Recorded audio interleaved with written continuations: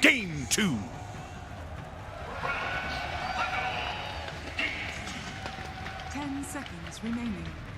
Thank you very much, James. And yes, we're absolutely ready here in Singapore for Game 2 between Secret and Tundra. Once again, joined by Seb, Notel, and Fox here for the draft. I mean, first off, boys, that Game 1, a pretty severe stomp, for the most part there from Tundra. What would you say you sort of put that down to overall, and what do you expect to see change coming into maybe this Game 2 draft? Because it's Secret, we've seen from them, they've got so much more to offer than this. Tundra has a system, and I think, I'm going to try to break it down quickly before the draft develops too much, but it's about the map. It's about Neta pressuring one side of the map with his heroes, the Wraithpack Tide, the Visage, the Brood, the Beastmasters, and Skitter doing the same thing on the other side of the map. He does not leave his jungle, he does not leave the safe lane for as long as he can, and he collects information. And only certain heroes can do that. Naga, one of the best in the game. Slark, Nighttime, Night Vision, really hard to go on this hero also. Nakes with Rage in a good life sealer game. And then the three other heroes are very fast-paced heroes, the Miranas, the Tinies, the Tuskars, the Pangoliers, that are gonna strike kind of left and right on the map depending on the enemy's movement. And that's how they kind of win the economy game, hit timings, and then close the game. So I think you really have to respect that and either, hurt their system or, find a way to counter it. I hope that Secret will adapt and really try to counter what Tundra does on the map a little bit more that game, so that they get an even footing, because they're great players too, and they can definitely beat them if on fair ground. Absolutely. Well, here we go, ladies and gentlemen. This Game 2 draft off to a start, and no surprises so far. I mean, I think it's a lot about the second phase bans. They do choose, the first phase, they could have chosen to go against either the Brood or the Doom. I also agree with Seb that you could probably, sooner rather than later, choose to change your target a bit. I think Skitter heroes are very important for them. This Slark, this Ursa, the CK, I don't think does nearly the same that a Naga does. Naga has been, the Naga games that they've had, it seems unstoppable. It seems like it's not fun to play against. And it's not like they first phased it, but I think the second phase bans were very wasted in all the games, more or less, that they played each other. And I think, they have to find the right ones. Bit of pivot this time from Tundra, right? No Mirana, but they do get given the Marcy and the Visage. This combo is absurd. Side-kicked birds even later on. The lane is also ridiculous. And they have a lot of different combos. I've seen Tundra do stuff like this where you're now forced to maybe ban some heroes you don't want to. I've seen them do like this Luna Visage even at times that can sometimes just, you have to waste a ban because you just don't want to play versus something like that. It's very strong, and Marcy is also deny pick, right? I think Marcy is one of the heroes that Tundra refuses to play against when it comes to Secret's playbook, because they're so good at using it on lanes. I feel like Secret has one tool that can really cripple Tundra. It's the laning phase. They're very strong in the lanes. They execute. Neta even talked about it in the interview where he said that they respect a lot their laning and how much they're willing to push these lanes, and Marcy is one of the best heroes for that. So I think obviously Tundra would have been happy with the Mirana first phase, but they're like, we're gonna take the Marcy away. I feel it's almost a shame. We saw the Monkey versus the Broodmother in one of the games. They completely annihilated the laning phase in that game. I think it was all three lanes that were going super well for them. And I want to say they could have done the same, don't waste a ban on the Broodmother, get your Dawnbreaker, stay within your comfort, get the Monkey. The Monkey's banned, so it might have something to do with it. So we're back to the Tundra system, you're gonna have, you have to see how it's gonna develop. This Visage is gonna buy Wraithback, he's gonna take the tier 1 tower, he's gonna live in Secret's jungle, and the Marcy plus the 9 hero and the other support are gonna be missing. They're gonna be in the fog of war. And they're gonna make Secret, think twice about shoving this Visage away from his area. And on the other side of the map, you're gonna have Skitter doing the same thing with a Wraith King, or, he probably would have loved the Naga. No, Naga's out. And I really want Secret to try to target these heroes that can achieve that map dominance and force him into a more casual Ursa game, or, these heroes that really cannot apply as much pressure on the map. And also the Visage, that was the one they lost to, right? I also think it's now Tundra 1 game up. And it's the Mirana ban. It's quite interesting, I think, the Nyx ban, because we haven't mentioned it in Game 1, but Tundra lost to Secret where they had Nyx. And Nyx is one of the better heroes at disrupting map movement, right? At finding information himself or finding pickoffs and getting. And, Tundra came into this grand final saying, actually this Nyx is more annoying than the king of your heroes that has been Leshrac so far. So it kind of says a lot about what's going on, Dota-wise. I like that point a lot, too, because a lot of times you can see the Nyx and it's like, oh, he has Carapace is excellent this game, there's all this, but it's actually the scouting, right? It's actually so much about getting the information. Finding out if Neta is alone or if Skitter's alone, and being able to just get that quick pickoff. And now we see even the Beastmaster ban, right? A similar thing they were talking about. It's controlling the map, trying to read things. So really interesting bans coming out from Tundra. I like the Secret bans much more this time around the second phase. The first phase is something else, but they're committing to a certain strategy. But the Naga's out, the Mirana's out. the amount of map tools that they get are getting very, very limited already, much more than in game 1. I want to see the Dawnbreaker come out for Secret. I mean, I think that would be a really strong pick. It can crush the Visage. Yes. If you look at what Secret did there was a game when they had this next Dawnbreaker silencer, and I felt like it gives them really strong lanes, so they can kind of beat Tundra at that game. And if they transition into the mid game, they have these global tools that even if Tundra kind of pulls off this outmaneuvering on the map, you have these global tools that are gonna allow you to, you know, even it out. You get the global silence, you get the Dawnbreaker ulti, and I thought it was an interesting approach. Definitely heroes I would like to see Secret look at. Yeah, and we also get Secret as second pick for the. I mean, they won't get the choice in game 3 and in game 5, but now we're going to be able to see how strong the second pick is going to be for them. I think the flex pick again from the Dawn, or finding a hero that can, you know, add this global presence, break this map, but still remain, like, have some things remain flex, like the Leshrac Resolution can play it, and they can keep this till the end. But yeah, I think the second phase bans this time around much better from Secret. Yeah, I like the Luna. That was when I was. yeah, exactly. It's like, I think this is thought through. I think the Mirana also, they would have gone for it for snaking. I think the Naga is a must ban for the rest of the series in second phase, unless they come up with the ultimate way to deal with it. Yeah, Luna Visage, very strong combo. I mean, we've played Tundra in TI-10 qualifiers, and they were doing this Luna Manta night vision abuse. So it's definitely a hero that they can use a little bit like a Naga. You know, constantly sending the Manta illusions, shoving the waves, sending them also to scout, because Skidder is one of the players that not only farms with Manta, he actually uses it as a scouting tool to increase his map presence. And as we were talking about with the Naga, like how he was using the illusions instead of just going camp to camp to camp. He's cutting the wave, even though it's not efficient. He's getting a little bit more info, especially during nighttime. I mean, they had full vision the whole night. Yeah. Sometimes even just suiciding illusions, just literally to get any type of information. Yep. And you know, theoretically, there are two ways to deal with Tundras, like a split push style. The CK is one of the heroes that they really enjoy doing that with. Okay, they go for the Phoenix into Chen. It's a great Phoenix game. When do they play the Phoenix? I want to say it's only with Visage they've played it. I think I only saw them play it once, if even that. I don't even know if I saw them play it here. They played it. I've seen Snaking play Phoenix once this tournament, I want to say. I'm pretty sure. So basically, I think Secret, you have two approaches. When you play against this split push heavy kind of style, you either match what they want to do, or you know, group up and ball up and try to force them into a 5 versus 5 fight at a pace that they don't really want to get into. And I feel like Chen Lesh is a perfect lineup to push the issue before Tundra kind of gets online with their heroes. You know, think about the Leshrac Bloodstone and the mech timing. It's going to be very close. These heroes play together really well. Chen is going to bring a ton of armor and a ton of buffs on this Leshrac that are going to kind of help him live through the Tundra burst. And maybe they can just snowball the game, because usually Tundra don't really look at these early timings, and they hope that they get to, you know, get away with their map stuff like they did game 1. If you force this Visage and the CK to fight before they get the shard on Visage and the BKB on CK, they might just run into, you know, Leshrac can easily solo kill them. The Phoenix pick, I thought he played this tournament, but I don't see it. I think this is his first Phoenix so far at TI, and it's a classic hero versus Tusk, it's a classic hero versus Chen, and it's super good with the Visage. So I mean, we've seen him play it before. I think it's very cool to see something, you know, be busted out of the finals. It also makes a statement. Oh, we're seeing a very different approach from Secret this game. Very different. Remember Chen Bristol back? Remember some Chen Bristol? Yep, that was at TI9? Yep. I think this is a statement. It's like, you know what, this map stuff that you're forcing us to deal with, you're gonna have to play our game now. And it's gonna be a game of Leshrac, Chen, Bristol grouping up, going for early objectives, maybe even going high ground early. And it's like, have you thought about that happening to you? You think Kuro's watching? Hopefully he is. I think inner Kuro right now is like push the base, push the base. It lets them set the tempo even better, because last game they kind of wanted to, but their heroes didn't have to, especially after lanes, like things just crumbled. This one, it's, like you mentioned. They're going to be able to force them into Roche, force them to fights around towers. Counter the Visage as well, Bristol back, like both on the lane, but also in the game. I also think he doesn't care at all, the CK and the Phoenix early on. I mean, later on it starts changing a bit. I really like Secret's approach so far. Yeah, it's very interesting. I feel like, Dota theory-wise, they have a much better shot this game than the last one, in my opinion.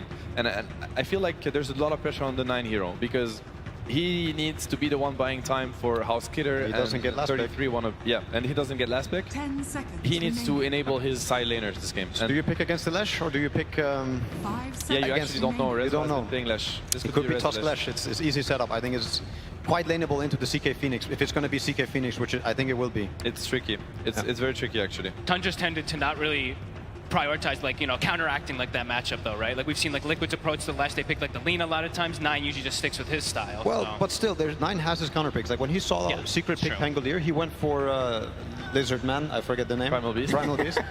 And I think he will take his opportunity to counterpick when he Fair can. enough. Like he really wants, you know, when he saw the Lesh before, they picked the Tusk, knowing that most likely I can get this matchup, and that's the one he likes, you know. So now he has to pick blind, and I think Nisha might have an opening to really punish if he chooses. Let's see what he's going to look at. I mean, we are getting a Poppy Chen in TI finals, which I think is very exciting, by the way. Like, I love it when both teams are getting their bread and butter, you know, because this is where you're going to get kind of the finest Dota out there. Played Dota for 20 years, and you just pick your favorite hero, you know, the one you want to play. Poppy Chen in TI finals. What else do you want to watch, you know? That's what he also picked the Chen out. How many times versus Alliance? Probably many times, yeah. I mean, I'm trying to remember the drafts for all 5 games. 10 years later, back at it. And what do they go for? Arc Warden. Okay, that is Very interesting. that's quite the pick. Yeah. quite different. But look, Wow. I think Nisha's going to find something, don't you? I don't think he's going to accept the Leshrac mid versus this. I think he's going to choose a hero versus the Arc Warden. What's left? I mean, Pangolier is out. Batrider got banned, so they were already setting up for it. Is this Nine's first Arc? Arc Warden is very nice with the Tundra's heroes. It's very nice with their playstyle. It plays a lot like a Naga. It's a hero that's hard to deal with, that can open areas safely, get information. You know, it's an amazing pick for Tundra's lineup. It's good against Lash, but I feel like Secret's lineup is one of the lineup that can make an Arc very scary, right? Like very scared, I mean. But this is not a typical 9 hero, like whatsoever. Like maybe it's similar a bit to the OD, who doesn't rotate very much, but almost every 9 hero likes to rotate. Like there's Zeus and there's some other ones. Okay, Morphling. Morphling. Yeah, here we go. Morphling mid most likely into the Arc. Probably expected it to be a pretty good matchup. Yep. There it is, and it's going to be a Rezo Leshrac. And they're just kind of sacking this Leshrac a little bit. And because, yeah, it's a rough matchup. Leshrac mid against Arc is not fun by any means. But last time he played it, he ended up with Blink, Bloodstone, Hex very early on in the game. And I think if he gets the same type of snowball or same type of game, I think it's going to look incredible. You close the gap versus the Arc. You don't care about the Visage. Like you can also blow him up. I don't know. I like Secret's approach here. I really like it. And I think 9 might regret, you know, not having stayed for a more active hero. But let's see. I don't think anybody's going to help the Visage this game. No, it's yeah. I mean, I feel Tundra's Dota. I think it's extremely powerful, but this is probably the first game, the game where I feel the most that they can be very challenged. Yeah, and they can be crippled. Yeah. What do you sort of reckon, Fox? You know, Nisha Morph, it's popped off before. Is this a game where we can expect to see Nisha get to a level where he's going to be having the potential to 1v5 in these team fights? He's got good scaling. They got good ways to force team fights. It looks pretty strong. Yeah. I mean, I've said it before also in the last game. I think they do want to keep the ball rolling, Secret, and if they don't, I mean, Tundra's going to run away with it again, and they're going to get to play the map, and it's going to be a very painful slow death for Secret. Yeah, I mean, I think the ball is in Secret's court. They really have to score. Nisha Morph is incredible. Like, he's one of the best morphs out there. He hasn't gotten to play it as much lately, but I think everybody that ever got to face his morph still remembers. He is an incredible morph player. He can make wonders in this game.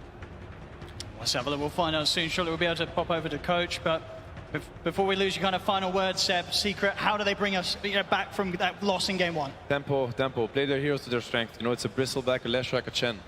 Thank you very much, Seb. Over to Slacks now. Hello, thank you so much, Owen. I am here with Heen from Team Secret. Heen, rough game 1, as we saw, but what's the strategy here? Just give it to me straight. You know, when in doubt, Chen it out, or what are you guys going for? No, it's just we want to be able to force objectives because it's been very hard to force fights or like catch them. So we're figuring with Chen, our ball is stronger and faster, and we won't get as frustrated trying to catch them or anything. All right, well, thank you. Very informative. Appreciate it. Do you remember what Arc Warden does? It's been a while. Do you feel like you got enough counters to that and you're going to be okay with that last pick Morphling? I mean, we played against Arc Warden a few times in scrims and maybe even matches. But so, yeah, it was not a complete surprise pick. Hopefully you're ready. I mean, game 1 didn't quite go as we envisioned, so. All right, well, you know what? We are ready to see this thing go all the way. So, ladies and gentlemen, can you please give it up for this man? Give us some energy. And please give it up to our wonderful casters who will bring us in to game number 2. Thank you very much, Slacks. Yes, we're ready to go here with game 2, Secret versus Tundra. Let's see if Secret are able to fare a little bit better, because that game 1, it was a rough one. Tundra coming out all guns blazing and being able to take that first map against Secret. I mean, overall, we did hear, of course, towards the end of the game, Secret, they were able to keep spirits high. We had a lot of positivity from the comms. Sure. Exactly what you need right after, towards the end of a very rough start to the grand finals.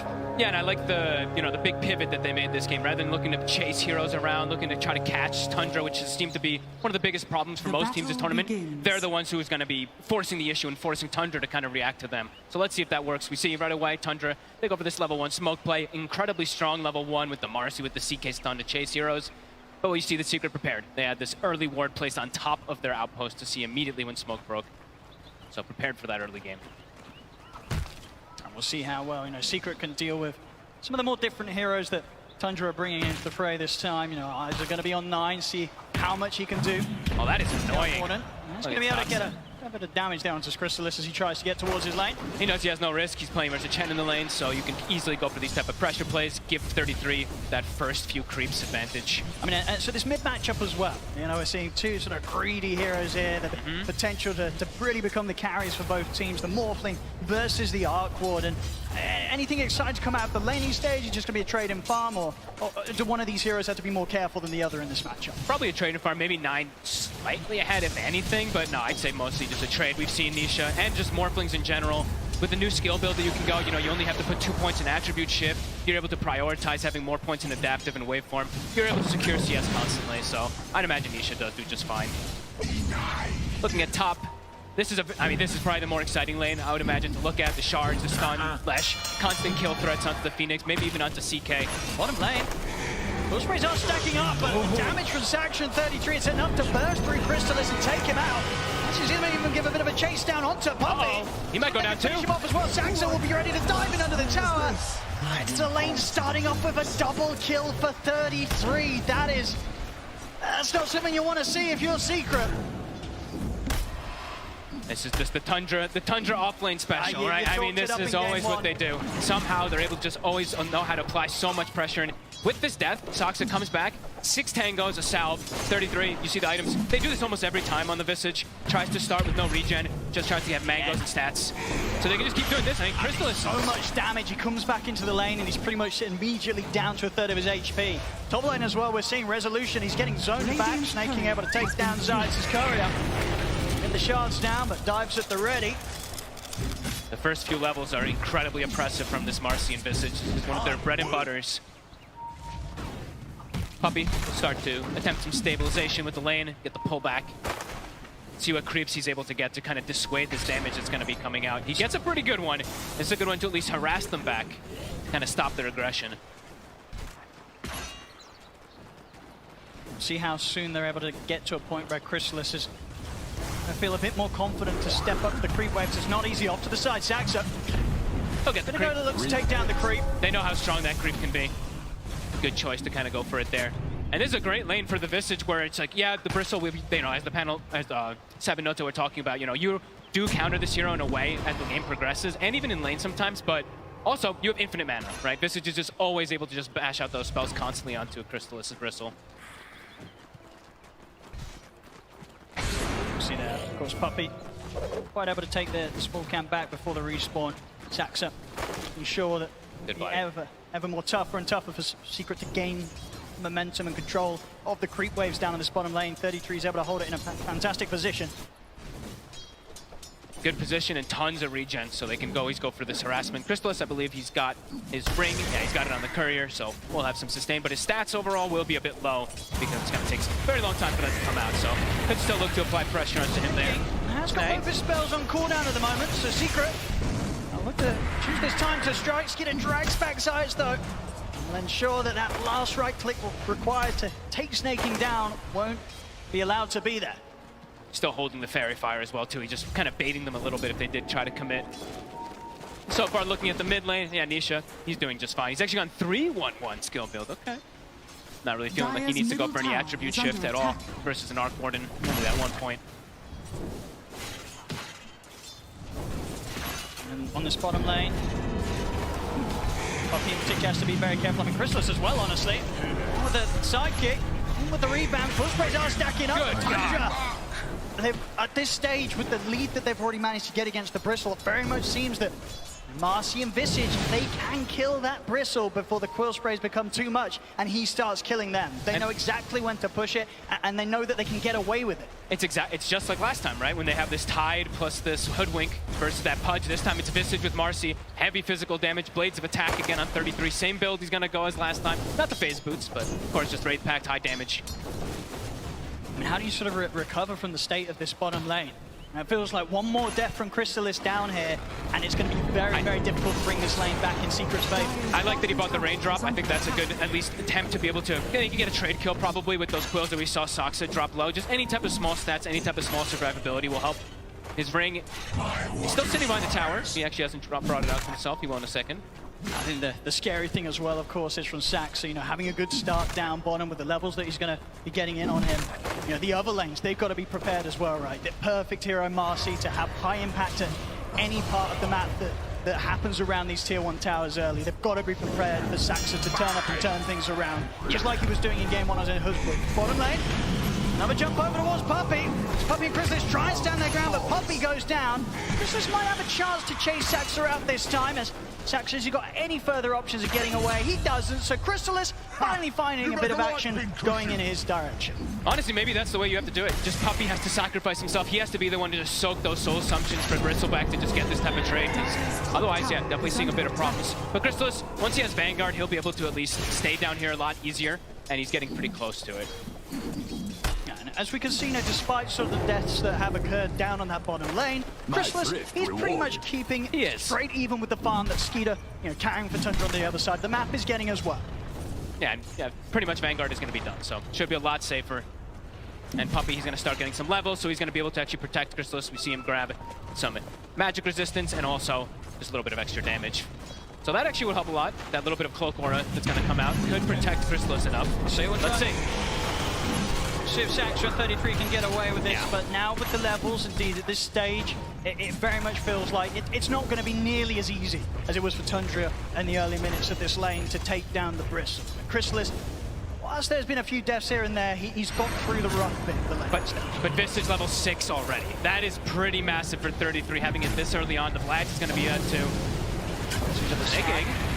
Caught him in the shards. Nisha, he'll look to step over and finish off the kill. He'll get it. Zayats should go down into the spark break. So both mids able to take a kill out of this one.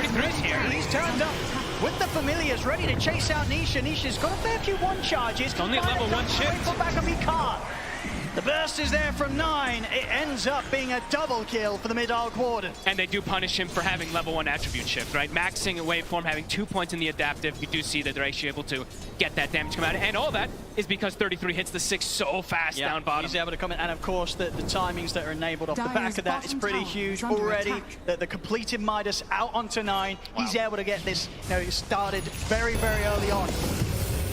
Beautiful. As he's going to be making the money. There's every reason to believe that unless Secret can make any moves to find this Arc Warden, 9, he's going to start shooting far, far ahead of anyone else in this game with regards to the farm he'll get. It feels like it could get to these points where maybe the CK pick is kind of this distraction, you know, and this Arc Warden, he's going to try to transition hard into that real carry for his team.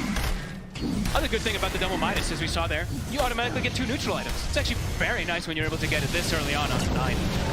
Dire's top tower is under attack. And now they're actually, so look at this, bit of a dynamic change. They're going to put the Visage mid, have him match up versus that Morphling, and they're going to send the Arc Warden for the time being down bottom. So top lane, trying to go for snaking. They do connect with the stun. Nice play. Secret, they get in and take him down, and will in fact see Tundra sort of bail out from this top lane. Give a chance for Secret to put some pressure on. And likely with the TPs out, probably not going to be an area of the map that Tundra will look to hold on to. I mean, we did see this, of course, last time round as well, right? Game 1, 9 minutes in, Secret, they get this good timing on the tier 1. Snaking will turn back up. See if he's able to do anything on his own. He has to be very cautious. Secret still with 3 members around, looking to pressure on this top lane. He's just soaking, it looks like. Just trying to soak up any of that bit of experience. But the fact that this has happened twice now, it very much seems that, you know, Tundra as a team, they sort of make the call to just not put any resources into holding that tower. Just let it go. They tend to be, you know, that extremely efficient team, as we hear lots of players talk about. Very frustrating to play versus Tundra because they know how to dodge these plays, dodge the aggression, and trying to make as little mistakes as possible. Another neutral item, of course. And yeah, giving Soxa now some levels too. So distributing that wealth, top 2 net worth, and the CK Skeeter. He's hero. He jungles just fine. He's going to be able to keep his pace up and probably look to do what he was doing anyway last time, is still look to connect top, use Phantasm just to farm, kind of acting as this pseudo Naga Siren. Of course, last game, very much saw that Secret, they never really found that chance to sort of get Crystallis involved. Top lane snaking, out with the dive, doesn't matter. Nisha has got those final few right clicks chasing him down. You get the kill, so things looking good here for Nisha. You know, despite the quick Midas timing on 9, Nisha very much close behind him in farm. And he's got this matchup always as he sucks. They actually get on him. Got anything to rebound out towards? He doesn't. Secret, they hold him in the river. They're going to bring it up even now, 6-6. Secret definitely doing a bit of a better job this time round at responding to some of these movements that Tundra's making around the map. And playing around Nisha, right? With the skill build that he has so much burst potential. He actually has the gap closing potential as well too, versus most of these heroes that can sometimes be a bit annoying to get on top of. So far looking to continue to play aggressive around this Morphling. It definitely seems sort of a bit of a heavier focus around playing around this jungle of Tundra. Just trying to make sure that Skeeter doesn't get nearly as much space as he did last game. Obviously, the difference in dynamic this time is the concern that too much is focused on trying to shut down Skeeter's area. 9 goes uncontested, and it's been quite a few minutes now that 9's been able to sit down here on this bottom lane. He's getting complete free farm. He's starting to be pretty annoying too. Crystallis is caught in an awkward position, eats 2 or 3 of those spark rates. Smoke up from Secret. I'm going to try and make moves here. And so far, Resolution sides, they've done a pretty good job at killing off Snaking when they catch him. Skeeter, it's going to be a bit of a bigger kill. They're going to go straight in for him. Close to the tower, though. Let's see. And it looks like Tundra may have made the call to not sort of throw in any further TPs. I mean, it's not even needed there. Tundra, they make the sort of calm response to not react with TPs, knowing that Skeeter's just able to walk that one off. But with that slight moment of like space at all, you see Puppey rotate toward mid. This is how they want to be playing. They want to be the ones who are dictating that pace, dictating this tower aggression. But we'll be able to claim this one early. Nisha, he's almost got his Dragon Lance also finished up, so very farmed so far on Secret. And they're also, in the meantime, I saw they are starting to stack Ancients a little bit too, so making sure they do have that condition for the Bristleback to continue getting that increased farm. So far, Secret though, infinitely better than that last game. It's certainly feeling a bit more solid, but I imagine to a sort of a point with regards to the drafts, this is sort of expected, right? This time around, Secret, they gave themselves a bit of a better shot of having this sort of earlier hold, earlier pressure that they're able to apply, and at the same time, you know, the change with 9 playing an Arc Warden instead of playing like a carry. He's going to react to sort of these moves a little less. So I don't think, you know, Tundra, they're not going to feel too under pressure despite losing some of these early towers. They've gone for a bit of a different approach this time round. Absolutely. And, you know, at the moment, under a 1k gold difference between the two teams. 9, I think he's still very happy. Yeah, it's a totally different approach, right? The last time they had the Tusk, who's super aggressive, constantly rotating, making plays. Now it's just, it's a full economy game, really. Everyone's just trying to find as much farm as possible until they find this timing. Wraith Pact is done. Looks like now they're trying to speed up a little bit, go for a tower pressure of their own. They'll take this one for sure. And we have no interest in this fight, this defense around this bottom tower. Secret's maximizing. You see now, as we were mentioning, the stacks. Triple Ancient stack, double hard camp. So Crystallis will have a bit of enabling coming out here. Juicy stacks. Good farm for Crystallis. We saw very much in game 1 as the Pudge pretty much held behind the entire time in terms of farm on cores. You can clear these stacks, get on the road towards the Aghanims. That's going to be the point where you can imagine that Secret, they're going to really start stepping things up and get up towards the tier 2 pushes with a Vanguard, Aghanims, Bristle. They're going to want to do as much as they can aggressively with it before 9 suddenly turns up and he has 3 items done. Very farm-heavy game, though. Showing all 3 lanes. See, the Morphling shows bottom for a second. They show mid, I believe, on Zayats. Even the Lesh top 2, but good ward coverage. So Secret, they know they're safe for the moments. I'm kind of grouping together with Puppey, with the mech, with the Hand of God. They're tanky. There's a lot of damage on Tundra, but this Bristleback with all these heals might just be able to pierce through them. Let's see if they can get on top of any of Tundra. Ooh, I mean, Tundra's staying pretty hidden outside of the vision of Secret. I mean, Secret, they know that Tundra do have a few up here in the jungle.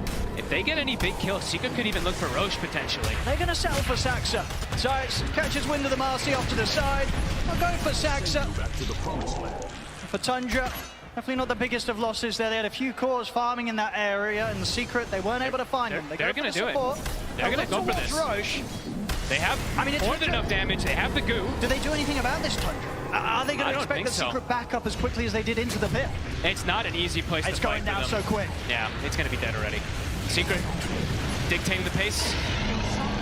Fallen to the radiant. Very, very good moves here from Secret so far. Absolutely getting to play their game so much more than they were able to do so last game here. 15 minutes in, they've got the Aegis in their hands, so... Ooh. Oh, so close. Well, it's close indeed. Snaking indeed throwing out a tip for that Radiant's one. bottom That was tower is under attack. as close as it gets, really, on the back of an escape in the TP. So Tundra perhaps wanting to make a move of their own now. All right. They do, because Radiant's everyone's shown, right? middle Secret, they tower is haven't under shown a attack. lot in these lanes, so Tundra looks like they do want to try to counteract this. They have 9 who can constantly always show up to the fights too. Yeah, I think for the most part, Tundra know that even though the Secret have that Aegis, it's sort of an Aegis that's going to be used to just continue to allow Nisha to farm safely. Yeah. And Secret will be a little bit split up. Which gives the chance for Tundra to push for towers themselves and to sort of head straight into these fights, knowing that they'll Radiant's probably have the middle numbers tower is advantage at this under stage. attack. And they can take these towers pretty quickly as well too. Visage with the CK Phantasm tends to be always a Tundra strategy, right? There's so much on the floor. Break Pact, illusions, familiars, etc. So Dyer's top they can go tower for this push, but on the other side, Secret. Taking Tier 2 tower here. Nice Edict. and early, 16 minutes in.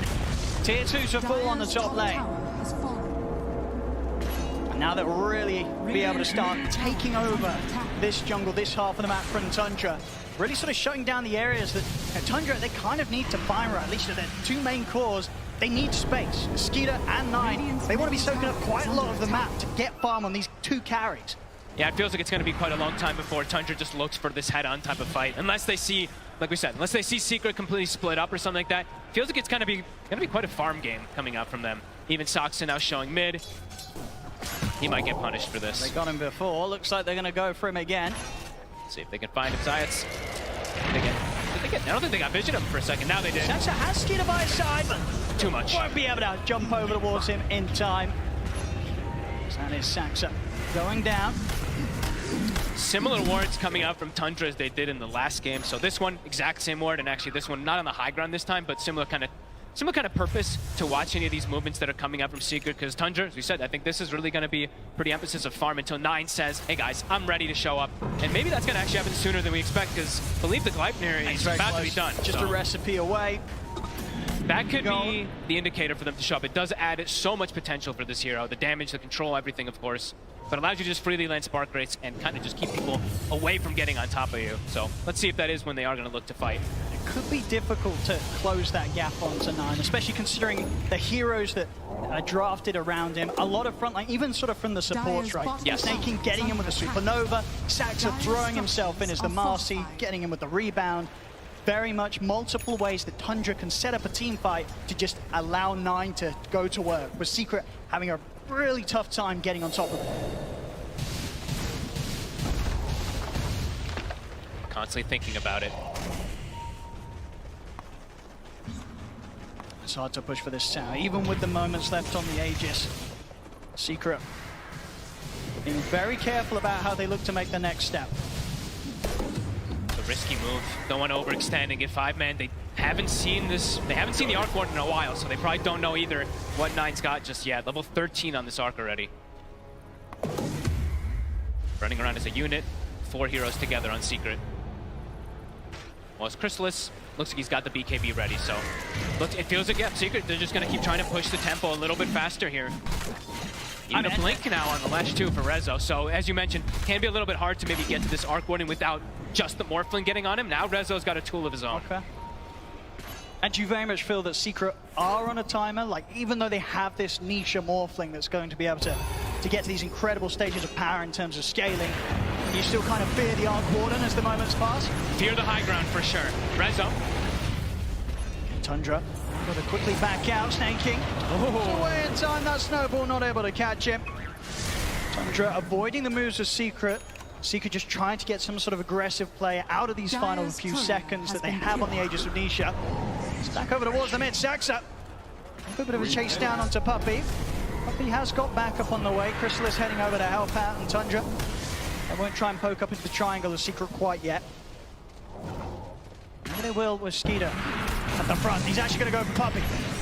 See Chrysalis now as Chrysalis starts to try and push back Tundra. Secret's all coming. It's coming in from the side there, but the snowball over towards Skeeter, but Sax is in with the rebound, start up to Nisha. Nisha starting to try and shift, but that's his spot. He's got Aegis though. He's going to be back for round 2. Chrysalis charges in with the BKB over towards the Phoenix, but Snake is able to get the Supernova off. Secret, they've got to back away from the ultimate for now.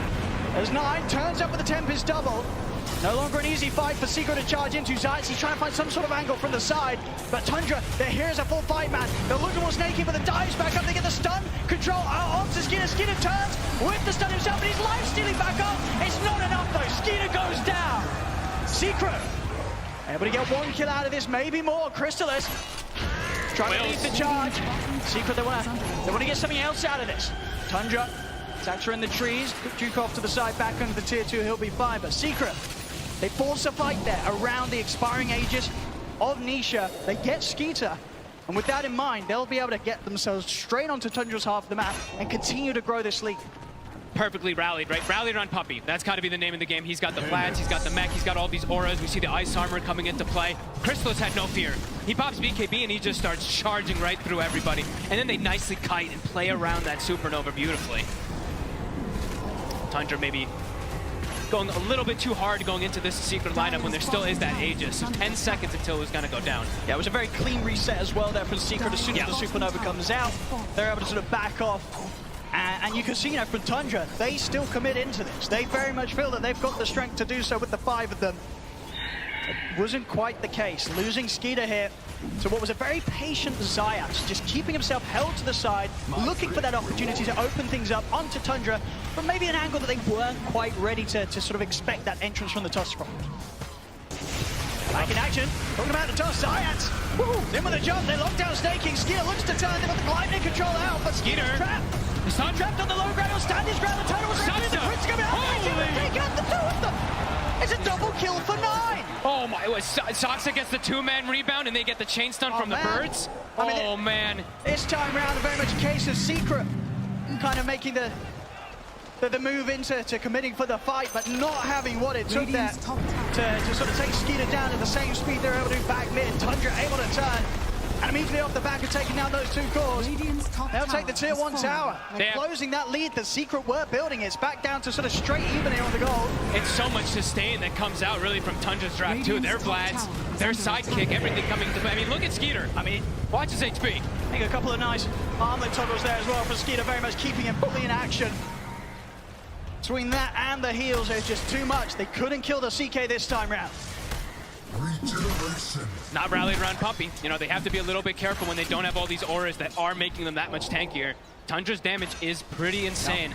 And when they go for those plays and 9's just able to sort of sit back at a distance, it's concerning. You know, he's loving 2 life. kills for 9. And now they also have an AC, so starting to build up these auras to even counteract and play against this Chen, but also protect versus this big damage that comes out from the Bristle and that Morph.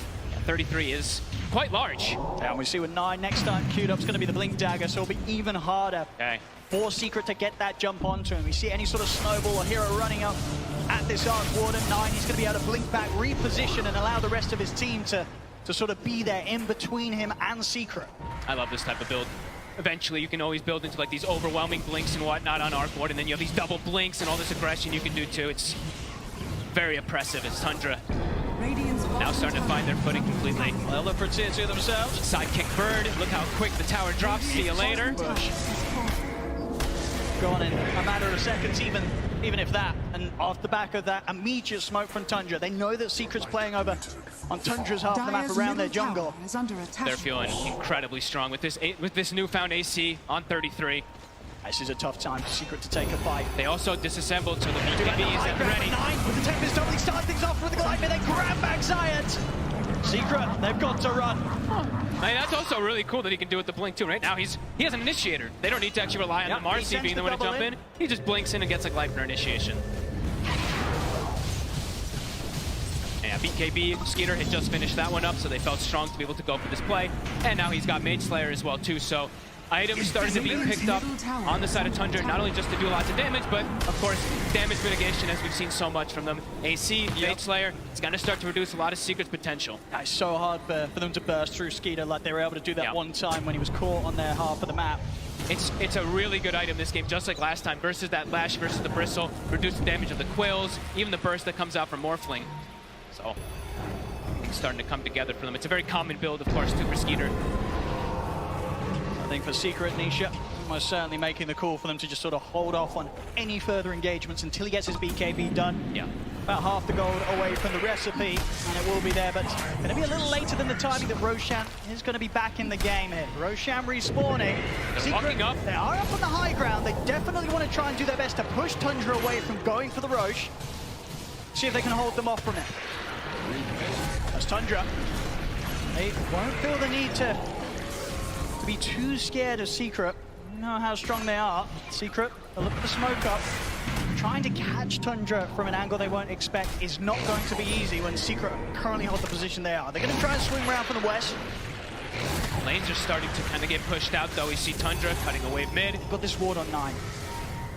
At 9, he's already out of this area. This is the Tundra special, right? They start shoving those side lanes in to try to put you into this awkward position of a fight. Everyone rallied around each other. How do you make the call as Secret? How do you make the jump? Tundra with their own smoke. They don't want to overextend for these type of jumps either. Like we were saying before, they need to stay kind of rallied around Puppey. Make sure that they can utilize these auras at a maximum. Tundra just rotating sort of all the way around where Secret tried to step out for. They found Puppey. They're going to be able to get on the easy kill first. Straight on over the chair. Puppey caught by the Hex, taken down. Science tries to roll in, but there's no place for him here. Puppey pig-poled himself. Doesn't even get any heals off or anything. No Wraith Pack, no mech. Caught by the stun anyway, so likely dies, but now it's an option for them to go for Roche. And with both supports down, I don't think the cores of Secret are going to want to turn up for this. Oh boy. This should be a free and easy Roshan for Tundra. Free shard as well. Skeeter's going to be loving that.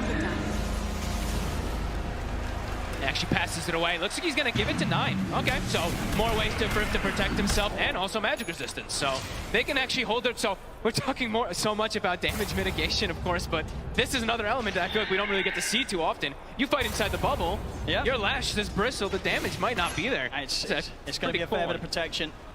Indeed, able to be kept consistently up and out on the field. And things are starting to get a bit scary because the scaling for Tundra is getting quite strong. Even the Marcy, level 12 is online. BKB is on the horizon. 12 on Phoenix. Game plan for Secret is starting to get kind of dissuaded. Around the mid, they do find 33. Okay. Out and on his own. He's very deep. They might be able to do something about the familiars as well here. Big pickup. With the slip up, a rare one as well there for 33. Out on his own. Be out now for 40 seconds. Can they turn it into more? Is there something they can do with this one? Yeah, they have to push out this bottom lane. Top is being dealt with Puppey, but do they have an opportunity to go for anything here? Sax is very close to his BKB. Already, once again, you know, Tundra support, so many games where their supports just turn into additional cores. Courses of Marcy, very much sort of the direction that Saxon will go as the minutes pass. Skeeter, so having his Blink Dagger done, may have killed 33, but indeed it definitely feels like there's not a whole lot they can do with that. They're looking towards 9's Tempest double at the top. See if they can sort of burst through that, get a bit of extra gold for themselves. They will, they'll take it down. Have to go for the top play because if you looked at the side lanes, mid lane, Phantasm was pushing it, bottom, Phantasm Illusion was also pushing it. So it's a typical Tundra trying to shove those lanes down, and now they see them split up. So Tundra, they're looking to strike. Full axe on Crystallis. Comes out late though. Does not quite at the timing that they would have hoped for, especially considering the decent start they did have to this game. Zayat, maybe the one left behind up top. Tundra, everybody back on the map now. Ready to get together, push down on this top lane. Still many minutes of Aegis to play with. Full Octarine done on 9. He's so farmed. 6,000 ahead of his counterparts. And there's going to be no catching up in terms of farm unless Secret are able to find these fights where Nisha's able to pop off, get the kills, somehow take down this Arc Ward, and it's going to be a lot of money if they're able to do so. Just not an easy task. He's got his Crystallis done, Nisha, so stepping up the damage a bit. We'll see how explosive he will be if he's able to get in the center of the fight with the waveform, stand his ground between the BKB and the Manta that he has. He's going to need as much... I feel like it's really appropriate that he's going this. I feel like they're really just going to need all the physical damage as possible, because as we were saying, you know, they just have so many different ways to mitigate that magic damage that they always tend to do, especially with that arc-warded bubble as well, too. So yeah, straight physical damage, go waveform attack target, and with that, with the goo as well, too, he could be dealing a lot of damage, but so far, Tundra, they've started to really just take over this map. Tower is under attack. 5k lead, 4 to 5k. I mean, nowhere near as terrifying as the numbers were showing at this moment in the game, in game one. But still, you very much feel that one more fight, if the next fight crumbles for Secret, that number, that lead's going to triple. Secret, they cannot afford to lose another team fight here against Tundra. At the moment, very much seems like they're opting to wait out the Aegis the Skeeter has. Not looking to head straight into anything for this final minute. Skeeter has that second life. Is under attack. Again, pop those Phantasm to send out to all these side lanes. Bottom is being pushed, but immediately 9 goes down. So again, sticking together, Tundra, and they will just find a freebie. They will indeed, Giants. I mean, anyone that they catch with the farm that Skeeter has, And now there's completely destroyed. high ground. They've got drums for these birds. They've got the sidekick we're going to see on the bird, too. And look at the speed. Look how fast it drops. It's going quickly. Fortification is there from Secret. They've got the Rezo. They've got Shard on Rezo, so he's going to be able to slow it down a little bit with these chain stuns. We'll see if Nisha can do anything here. He's ready to TP over, help out with the defense. Oh, this is dirty. Look at these birds. Birds with magnetic field magic resistance. The attack, I mean, they're so strong. They are huge annoyance to deal with here for Secret. We'll go for the resummon. Stun, Skeeter. He's low, but he's still got 20 seconds or so left on the Aegis. He's going to back off. We'll see them catch out the two of them with the root. Skeeter focuses in. That'll be him going down. Rezo. Those final few seconds of the Aegis. He's ready for round 2. Saxa, he'll charge him with the unleash of the BKB. Quickly turning towards him with his right clicks. They'll put an end to the Marcy's life. Saxa to fall. Grab now on the Chrysalis. Skeeter 33. They get back in on top of the Bristle. They take him down. Nisha popping the BKB. He's having to use it to retreat back to the high ground. Skeeter, he's in straight away. Blinks up into the high ground. They've got the lockdown over to one Nisha. Waveform back up in time. Nisha gets away. Double buyback from Secret. They're putting everything into this defense. But Skeeter's in with a kill. Over towards Resolution. It doesn't matter though. Skeeter goes down. Secret with the 2 buybacks. They'll be able to hold and push Tundra back. Nisha able to stand his ground there. Look at the damage done. 9,000 damage from the Morphling. The buybacks coming perfectly. A defense for sure here from Secret, but they'll want more. They got to push forward for sure. Chrysalis spending up for that one. See up to the side, Zayats.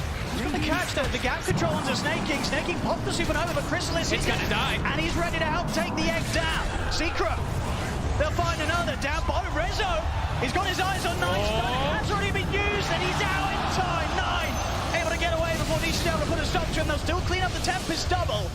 A Secret, with this sort of pushback, they're able to bring in the mid lane, bring in the bottom lane, able to get the creep waves back under sort of their momentum, and they may just be able to take some tier 2s away from Tundra here, close the gap, close the lead that Tundra's had for the last 15 minutes. Yeah, this time it's Tundra feeling themselves a little bit too much in that fight, just get counteracted from those buybacks. The damage, this time Rezo's able to hold his ground. I mean, we're very much seeing it. You know, you get given sort of any window from Tundra, you have to take full opportunity of it. Immediate smoke. Exactly what Secret's doing. Yep, they got to smoke to sweep the map. They still have some heroes dead. Ult's on cooldown. Try to get as much as you can out of all They've this. got to keep their foot slammed down on the pedal. Here's the 63. The point 33 off to the side. Took to himself for now, but they're surround him, and he's got nobody else in the area. So 33, he'll go down. Secret, they continue to play it hard and fast, fighting back Big at place. Tundra. A huge place, really. Those buybacks are really coming into play. 33, even he accepts that. He had the Aeon disc locked. He's like, no one's coming to help me. As Secret find their way back into this game. Nisha, he's massive now. Level 20 about to be taken. Also, Daedalus is finished. Big damage to come out from this morph. He's going to be able to focus fire these targets a little bit better. I mean, it was seen, as I say, so many times before. Nisha on the morphling. This is the hero. You want to have him in this sort of position. He can absolutely carry any sort of game to the later stages when he's on his morphling. So top lane, so of course now done. Rezo, He's very deep. There's a Hex. Now get the opening Hex. And Rezo is going to be able to get anything off. He's not. Phantasm's out. An overwhelming amount of damage there from Skeeter and the Phantasm. That's the Hex reveal. He had no idea that was going to come. Usually you'd be able to maybe play around with the pounds coming in or the rebound coming in from Marcy with the BKB, but did not expect that Hex from the tree lines. Roche, it'll be a long spawn, 2 minutes. Science standing under a ward here. Very careful how far up he is. I mean, Secret are absolutely going to want to do their best to keep tabs of when Tundra head into the pit. They'll want to get out there, they'll want to contest them. They do not want Tundra getting this next Roshan. Nice play from Nisha. The illusions down bottom, we see them cutting the wave. So making sure that they always deal with those lanes. It seems like it's always like the most important thing when you're playing versus Tundra, keep that lane equilibrium. Will be addressed immediately. Nine shows up. And they're going to just keep peeping into the pit. That's going to be that next big thing, 90 seconds. It really is. See if Secret can set up in a fashion to make sure that they are ready to take this fight around this area. Important to look at these buyback statuses at the moment too. So. Oop. Oh. Uh-oh. Uh-oh. Hopefully simply sort of some, potentially maybe just a hotkey issue or something. See if that's going to be fixed by a quick reset here for snaking. Very much, yeah, the moment that we're going to see them leading towards now. He's back in. Let's see if he can use his courier now. Give it a quick check. Look at lane positioning at the moment, though. Secret have to try to fix their lanes a little bit. They do have this Harpy creep. They need to perhaps try to cut things, but the moment Tundra have lanes in a very good position. Let's have a look. Phantasm is up in a moment as well, too, so they're going to be able to keep going for this shove play. And yeah, Roche constantly going to be getting scouted. And the important thing is, too, Secret doesn't know about that deep ward down south. The one that was scouted inside support, that's a very sneaky one that has not been seen. Oh. It's not a good sign. Uh-oh. Lucas gets Courier's bug. Let's see if there's going to be a hopefully simple solution to this. A standard unlucky. You can say so. Yeah, unlucky. And that Nisha smile. See if we're able to get this sorted. A little bit of a, you know, not really something you can play on with. Maybe it's locked, he says. Let's see if they can fix it. So a big thing really to look at is, I mean, this Hex is going to be a big one, really.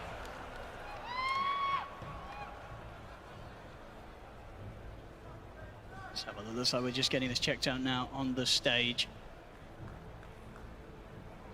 Hopefully should be an easy enough fix. I mean, not something I could say I've run into before, right? I've had it with neutral items sometimes when you're trying to take it with wards and smoke. Maybe something like that is happening, but it doesn't have a neutral there, so. So I think maybe the speed that we did have to reconnect the first time round could have been without a client reset, so yeah, let's see. Probably go for the full restart this time round. Hopefully, if not, he'll be able to at least drop the wards and give them to a different courier so somebody else can bring them, but still won't quite be ideal. No way. Of course, this pause coming at a very important moment of the game. 17-17 here, 35 minutes in.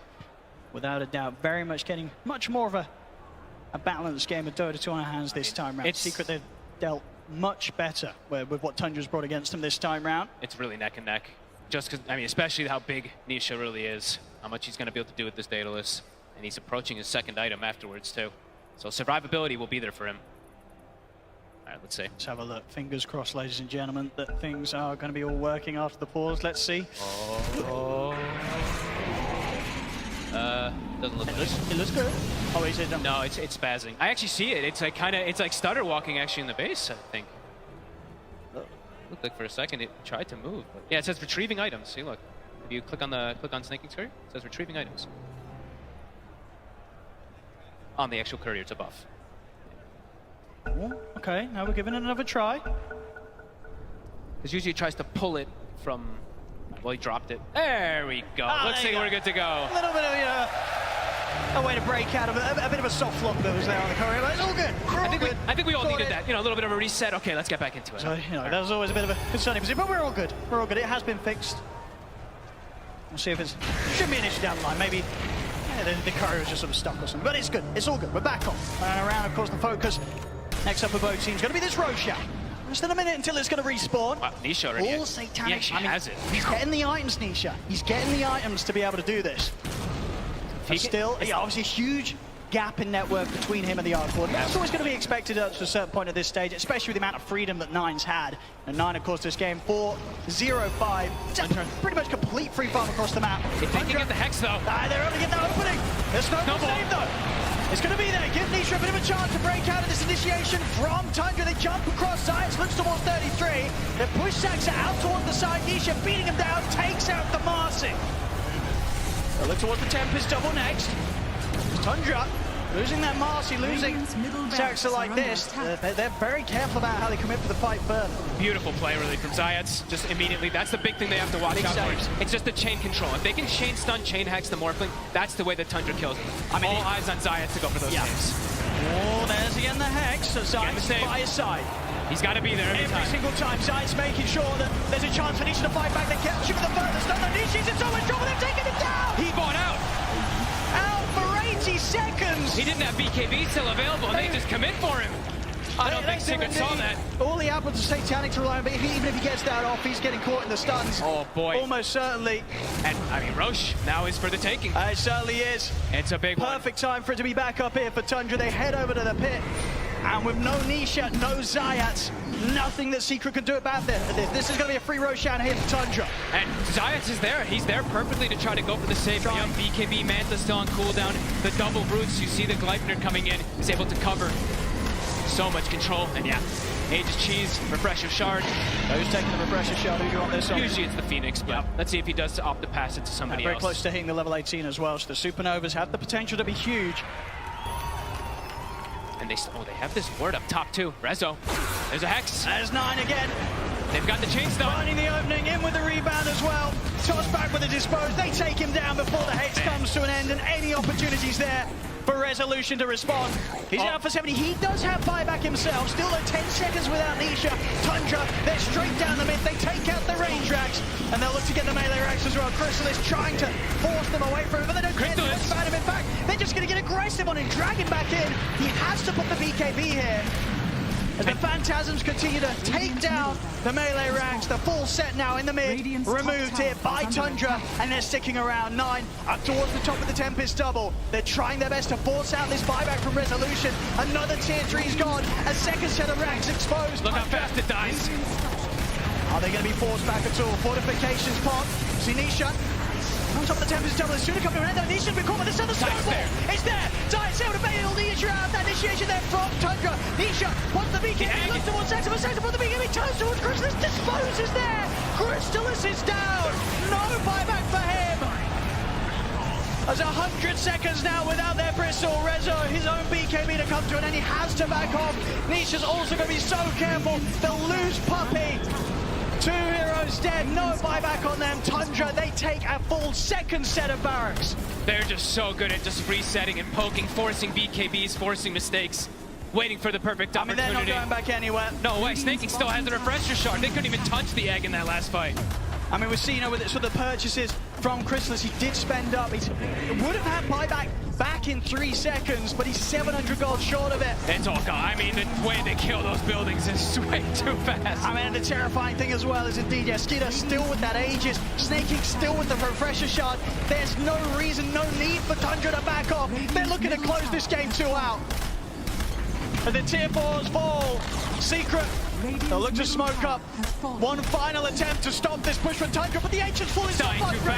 Looks to jump in. Skinner will drag back Resolution. Resolution trying to get the heal off with the Bloodstone. They'll keep him alive. The handoff from Puppy will protect him for now.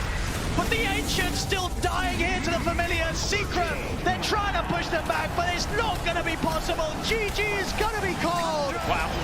As game 2 also going to Tundra, who now lead the series 2-0 against Team Secret. I mean, I feel like the whole game kind of flips the script, everything looking kind of even.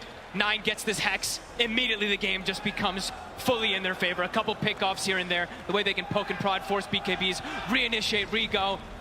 Beautiful to watch. Tundra just continue to be on another level in these team fights.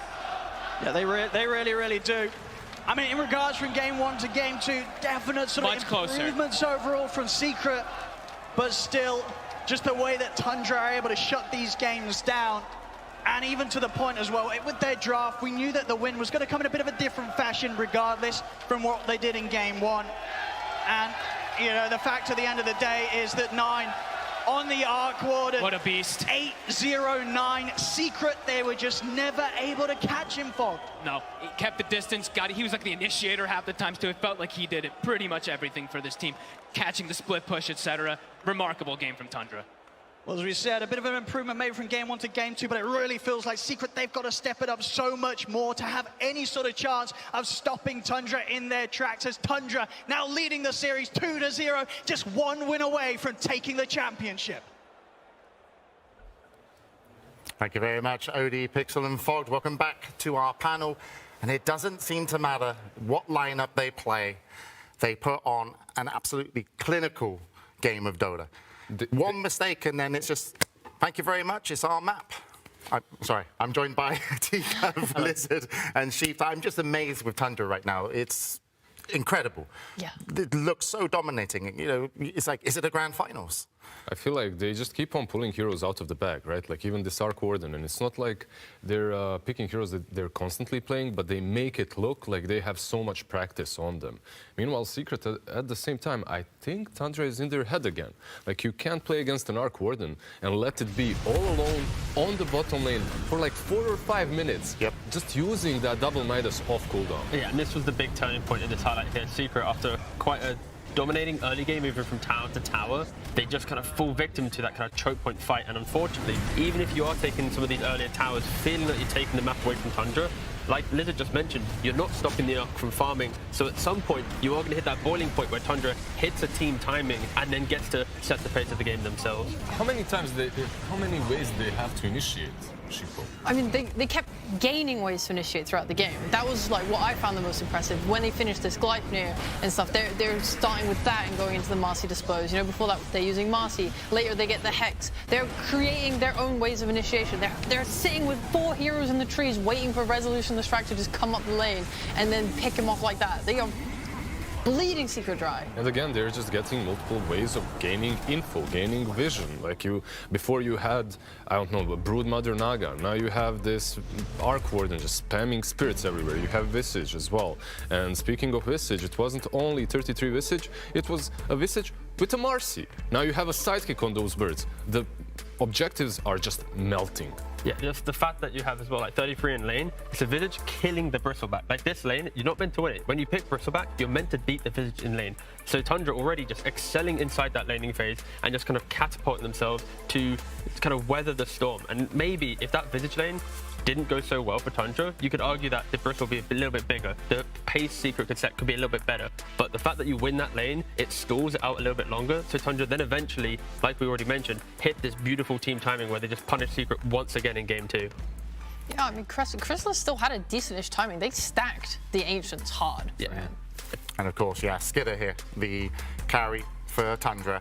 He's just had not only a great performance, but a great team enabling him. And I don't think he's put a foot wrong, really. He's always known what he needs to do, his objectives, and of course, his team fighting skills are, on par with that as well. The optimization once again, right? Like you have this Chaos Knight who is building into a very early Mage Slayer. He's mitigating the damage that Lashrak is dishing out, and overall just being a true team player, just being up front, helping the Visage, and the Arc Warden do the majority of the work. Again, just look at the stats that you see here, right? Like this is his first TI. He's hitting firsts in multiple categories. Like he is unnerved. He has unlocked his ability just to enable himself, enable the team. Again, we've had so many interviews where they just feel like everything's clicking, everything's right. And again, we're going into a game 3 where it feels like Secret just has nothing to answer yet to Tundra's playstyle.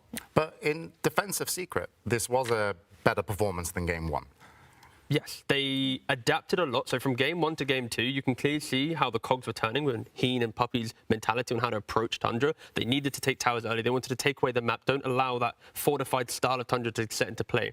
Unfortunately, that didn't then lead to them dominating the map, them holding an aggressive position, because they faltered a little and Tundra then kind of sneaked their way through into the map and played again. So I think if you're going as Secrets looking at this again, game 3, it's we need to do what we did in game 2, but better. We need to execute faster, quicker, take away the map. Don't let them even get that up. Sheep, do you snatch, do you ban the lash? Do you leave it in the pool? Do you pick it? You just lost twice with it. You lost on mid, you lost on offlane. Yeah, I don't know if they need to ban it because I don't think Tundra are interested in taking it. Yeah, like it feels like they have a very solid idea against the Leshrac. I also feel like their way of drafting versus the style is not working either because they've tried this like Magnus strat with Ember, like ways to clear all these illusions and stuff, and it's not working. They've tried Bristleback and Leshrac, also here is typically thought to be good against these illusions. It's not working. I feel like at this point your draft needs to go more in the direction of taking your own map control, you know, fighting back against Tundra because they are just able to play the map too well. You have to break that. That has to be the goal of your draft. And this is something you mentioned, Lizard. The Arc Warden sat on the Tundra's off lane for 5 minutes, but Secret didn't want to engage. They were not interested in going down and making moves there. Instead, though, they did have the Dire jungle, and they did pick up a few kills. Do you think it was too passive to play around the jungle and not take on the Arc Warden, who was played by 9? Yeah, I feel like it's easy to be complacent when you're playing a draft such as Secrets. You have this Morphling, he is going to be the ultra carry late game. The problem is you're playing versus an Arc Warden. You won't get to the late game if you let him roam and do whatever he wants in the first 15 minutes. He just gets too big, too fast, and gets that hex fast enough. You've seen what happens. Well, we'll have to see what Secret are going to do for Game 3. But right now, I think we need to hear a little bit from Tundra, because before the Grand Finals, they sat down with Avo. Welcome, Tundra Esports, to the Grand Finals round table. What is a peak Tundra game? What game do you guys think expresses